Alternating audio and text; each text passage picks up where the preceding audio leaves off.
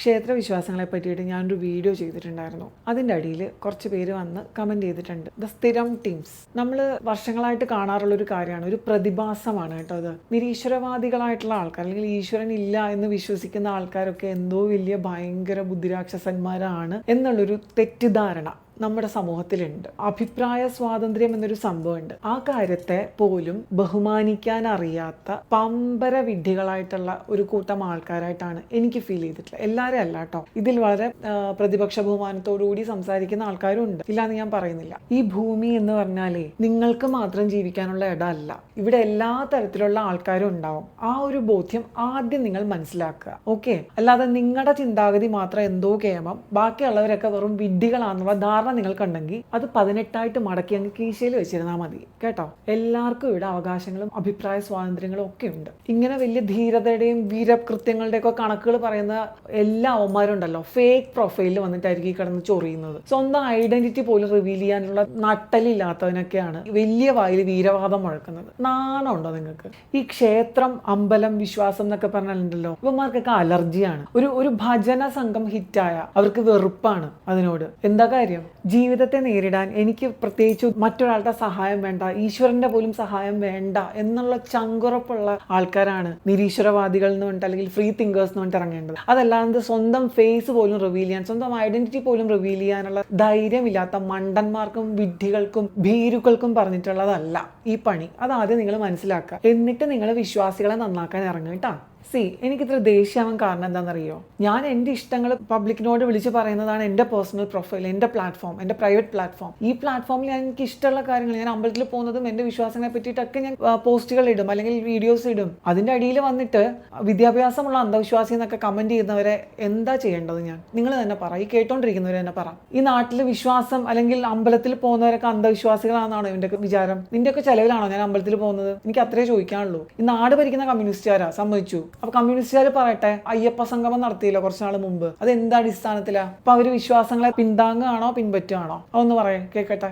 അതെ, നിരീശ്വരവാദവും അമ്പലങ്ങളെ തള്ളിപ്പറയലും ഒക്കെ ഫാഷനായിരുന്ന ഒരു കാലഘട്ടം ഉണ്ടായിരുന്നു പണ്ട്. ഇനി ആ കാലഘട്ടം ഇല്ല. അത് ആ ഒരു വസ്തുത തിരിച്ചറിയൂ, ആ റിയാലിറ്റിയിലേക്ക് വരൂ, എന്നിട്ട് നിങ്ങൾ പ്രതികരിക്കൂ. അതല്ലാതെ ഇങ്ങനെ കാടടച്ച് വെടിവെച്ചിട്ട് ഒരു കാര്യമില്ല. ഇപ്പൊ പ്രൊപ്പഗാൻഡാസിനൊന്നും വലിയ ആയുസില്ല. എന്താണെങ്കിലും, സിനിമയായിട്ടാണെങ്കിലും അല്ലെങ്കിൽ നറേഷൻസ് ആയിട്ടാണെങ്കിലും നറേറ്റീവ്സ് ആയിട്ടാണെങ്കിലും ഒരാളെ കരുവാരി തേക്കുന്നതായിട്ടാണെങ്കിലും എന്ത് നറേറ്റീവ്സ് കാണിച്ചാലും ഈ കാലഘട്ടത്തിൽ അതിനൊരു പ്രസക്തിയും ഇല്ല, അതിനൊരു നിലനിൽപ്പും ഇല്ല. കാരണം ഈ ലോകം നമ്മുടെ കൈവെള്ളയിലാണ്. നമ്മുടെ മൊബൈൽ ഫോണുകളിൽ നമുക്ക് സത്യങ്ങൾ അറിയാനും ശരിയും തെറ്റും തിരിച്ചറിയാനുമുള്ള വഴികളുണ്ട്. പിന്നെ എന്തിനു നമ്മൾ മറ്റൊരാൾ പറയുന്നത് കേട്ട് വിശ്വസിച്ച് നടക്കണം? അപ്പൊ അതുകൊണ്ട് ചേട്ടൻ ഒരു കാര്യം മനസ്സിലാക്കുക. നിങ്ങളെ ഉദ്ദേശിച്ച് മാത്രമല്ല, ഇങ്ങനത്തെ മനസ്ഥിതി വെച്ച് നടക്കുന്ന ആൾക്കാർ, അതായത് ഞാൻ ഇട്ടാൽ ബർമൂഡ, നിങ്ങൾ ഇട്ടാൽ വള്ളിക്കളസം എന്നുള്ള മെന്റാലിറ്റി ആയിട്ട് നടക്കുന്ന ആൾക്കാരെ ഉദ്ദേശിച്ചാണ് ഞാൻ ഈ പറയുന്നത്. എല്ലാവർക്കും ജീവിക്കാനുള്ള അവകാശം തുല്യമായിട്ടുണ്ട്. എല്ലാവരുടെ ചിന്താഗതികൾക്കും അവരെ സംബന്ധിച്ച് പ്രാധാന്യമുണ്ട്.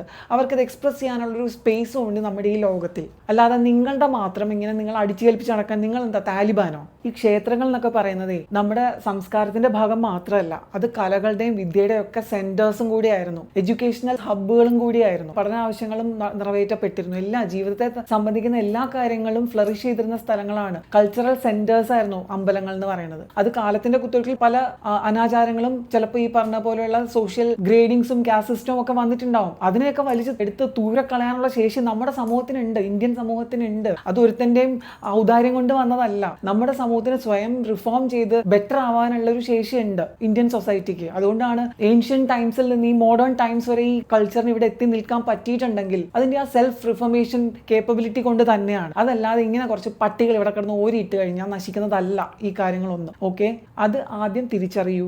നിങ്ങൾക്ക് കുറച്ച് തിരിച്ചറിവ് ഉണ്ടായിക്കോട്ടെ എന്ന് വെച്ചിട്ടാണ് ഞാൻ ഇതൊക്കെ പറയുന്നത്. ഇനി ഇതിന്റെ അടിയിലും വന്നിട്ട് കുറെ എണ്ണം വന്ന് കുറയ്ക്കും. ഒരു പരസ്പര ബഹുമാനോ റെസ്പെക്റ്റോ ഒന്നും ഇല്ലാത്ത, സ്വയം തിരിച്ചറിവ് പോലും ഇല്ലാത്ത കുറെ മണ്ടന്മാര് വന്ന് കമന്റ് ഇടും. അതെനിക്കറിയാം, ഇട്ടോട്ടെ. അപ്പൊ എനിക്ക് അടുത്ത ടോപ്പിക്കും കൂടെ കിട്ടും.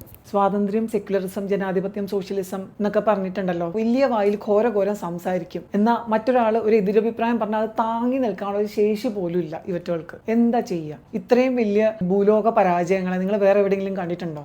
അപ്പം എനിവേയ്സ് ഞാൻ ഇന്ന് കുറേ ചീത്ത വിളിച്ചപ്പോൾ എനിക്ക് കുറച്ച് സമാധാനം. കാരണം കുറേ നാളുകളായിട്ട് ഇങ്ങനെ വന്ന് ഇടയ്ക്കിടയ്ക്ക് ഓരോ കമൻറ്റ്സ് ഇടുന്നുണ്ട്. ഞാൻ അമ്പലങ്ങളിൽ പോകുന്ന ആളാണ്, അമ്പലങ്ങളിൽ പോകുന്നത് വീഡിയോസ് ഇടുന്ന ആളാണ്, അതിനെ പറ്റിയിട്ട് സംസാരിക്കാറുള്ള വ്യക്തിയാണ്. ചില വീഡിയോസൊക്കെ ഞാൻ ഫിലോസഫിയെ പറ്റി സംസാരിക്കാറുണ്ട്. ഇതിൻ്റെയൊക്കെ അടിയിൽ വന്ന് കുറേ എണ്ണം വന്ന് ഓരിയിടുന്ന ഞാൻ കാണാണ്ടല്ല. ഒരു ദിവസം എല്ലാം കൂടെ ചേർത്ത് അങ്ങോട്ട് പറയാമെന്ന് വിചാരിച്ചു. അതാണ് ഇന്ന് ഞാൻ ഈ വീഡിയോയിൽ ചെയ്തത്. എൻ്റെ സ്ഥിരം പ്രേക്ഷകർ പലരും പറഞ്ഞിരുന്ന ഒരു പരാതിയുണ്ട്. എൻ്റെ സംസാരം കേൾക്കുമ്പോൾ താരാട്ടുപാട്ടായിട്ടാണ് തോന്നുന്നത്, എനിക്ക് ഉറങ്ങാൻ തോന്നുന്നു എന്നൊക്കെ പറയും. ഇത് കേട്ടിട്ട് നിങ്ങൾക്ക് താരാട്ടുപാട്ടായിട്ട് തോന്നിയിട്ടില്ല എന്ന് എനിക്ക് ഉറപ്പാണ്. നീ ആർക്കെങ്കിലും ഒഫൻസീവ് ആയിട്ട് തോന്നിയിട്ടുണ്ടെങ്കിൽ I am really sorry for them. പക്ഷെ എനിക്കിത് പറയാതെ പറ്റില്ല. ബിക്കോസ് ഇത് പറഞ്ഞില്ലെങ്കിൽ ഞാൻ വെറും ഒരു പഴമായി പോകും. അതുകൊണ്ടാണ്.